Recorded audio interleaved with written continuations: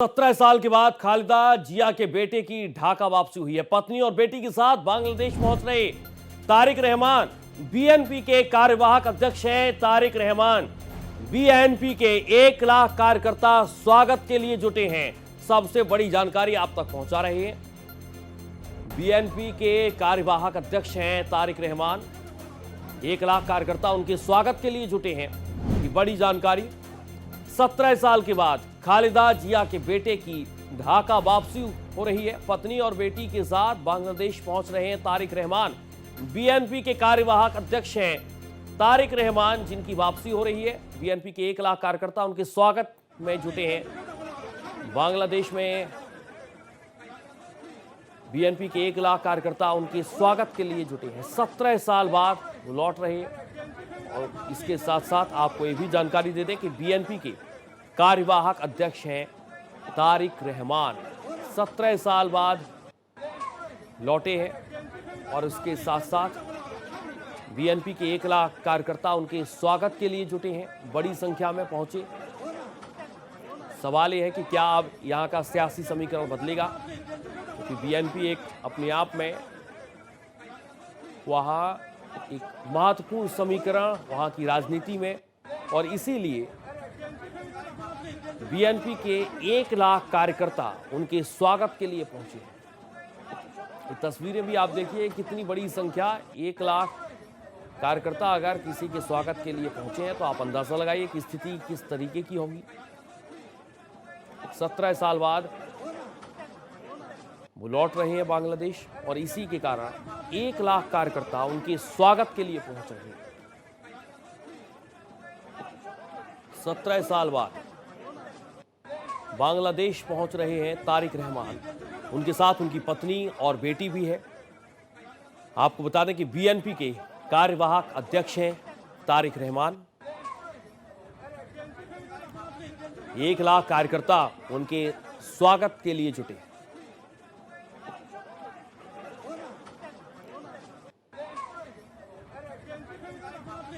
खालिदा जिया के बेटे बांग्लादेश में लौट रहे हैं और उनकी वापसी के लिए 1 लाख कार्यकर्ता उनके स्वागत के लिए जुटे।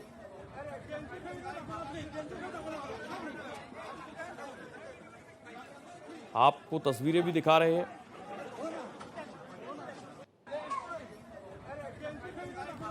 खालिदा जिया के बेटे,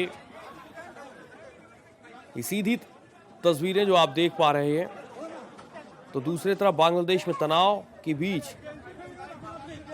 ये बड़ी जानकारी निकलकर सामने आ रही है। 17 साल बाद बांग्लादेश लौटे हैं खालिदा जिया के बेटे। 1 लाख कार्यकर्ताओं ने उनका स्वागत किया। आपको बता दें कि बांग्लादेश की पूर्व प्रधानमंत्री खालिदा जिया के बेटे हैं तारिक रहमान, जिनकी 17 साल के बाद वापसी हो रही है बांग्लादेश में। एयरपोर्ट के पास उनका स्वागत करने के लिए उनकी पार्टी यानी कि बीएनपी के 1 लाख कार्यकर्ता पहुंचे। रहमान गिरफ्तारी से बचने के लिए साल 2008 में लंदन भाग गए थे। तब हसीना सरकार में उनके खिलाफ भ्रष्टाचार के कई मामले भी चल रहे थे। एक बड़ा फैक्टर वो रहे बांग्लादेश की राजनीति में।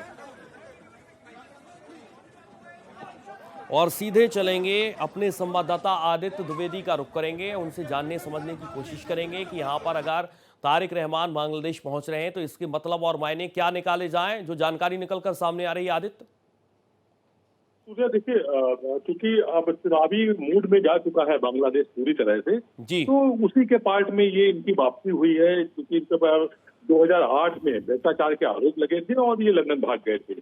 शेख हसीना सरकार में तब इनके खिलाफ काफी गंभीर आरोप लगे हुए थे, लेकिन अब जब ये लौटे हैं तो फिलहाल तो इन्हें कोई क्लीन चिट नहीं मिली है। जो आरोप लगे थे कोर्ट के द्वारा ऐसा कुछ नहीं हुआ है कि बिल्कुल इनको बाइज्जत बरी कर दिया गया हो।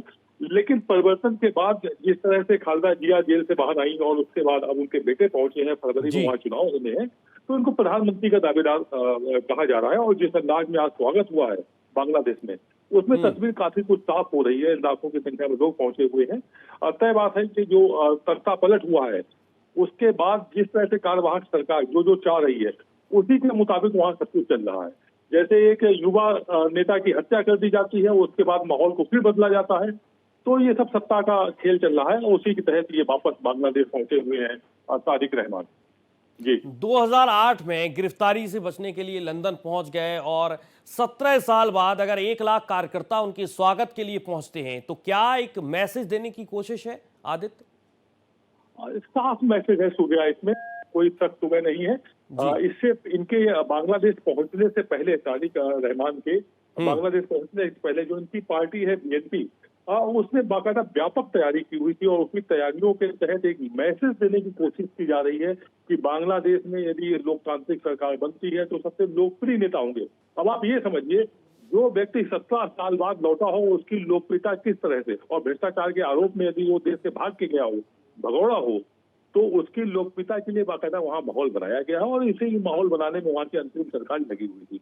जी सूर्या, बिल्कुल 80 साल की उम्र हो चुकी है खालिदा की और उसके बाद अब पूरे श्योर ये माना जाए कि आने वाले वक्त में उन्हें प्रधानमंत्री का दावेदार माना जाए और इसके लिए कार्यकर्ता उनकी पार्टी पूरी तरीके से तैयार है।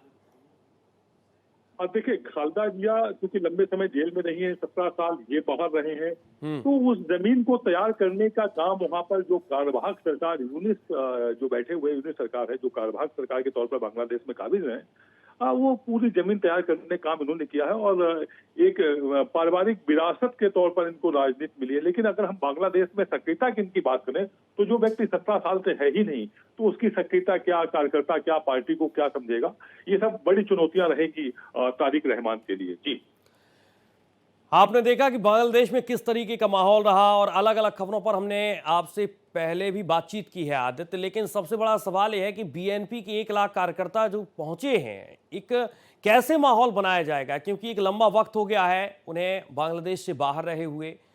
आखिरी में आकर किस तरीके से लोगों को समझाने की कोशिश की जाएगी, ये भी बड़ी चुनौती होगी। देखिए, पिछले 1 साल से बांग्लादेश में जो कुछ भी चल रहा है, 1 साल क्यों बल्कि उसको हम 14-15 महीने पहले बोले, 1.25 महीने से जो भी चल रहा है वो सब कहीं ना कहीं जो तख्ता पलट के बाद जो माहौल बनाना शुरू किया गया था वो यही था कि जो वहाँ की सरकार थी शेख हसीना के खिलाफ सारी चीजें ये तैयार की गई थी और इनके स्वागत के लिए मैं बताऊं आपको, तारिक रहमान के स्वागत के लिए बीएनपी के लाखों कार्यकर्ता वहां ढाका एयरपोर्ट भेजे गए। इसके अलावा तमाम रास्ते बंद कर दिए गए व्यापक, जबकि वहां पर हिंसा है, हिंसक आंदोलन चल रहे हैं और ऐसे में एक स्वागत का बड़ा कार्यक्रम। तो ये इसमें चर्चाएं इस तरह की भी हैं सूर्या की जो हत्या हुई और उसके बाद जो दंगे हुए जिसमें अल्पसंख्यकों को, हिंदुओं को टारगेट किया गया है, ये सब सोची समझी रणनीति है और उसी रणनीति के तहत इनको अब तारिक रहमान को बुलाया गया है और उनको एकमात्र हीरो के रूप में, राजनीतिक हीरो के रूप में पेश किया जा रहा है। जी चलिए, फिलहाल बहुत शुक्रिया आपका आदित्य तमाम जानकारी के लिए।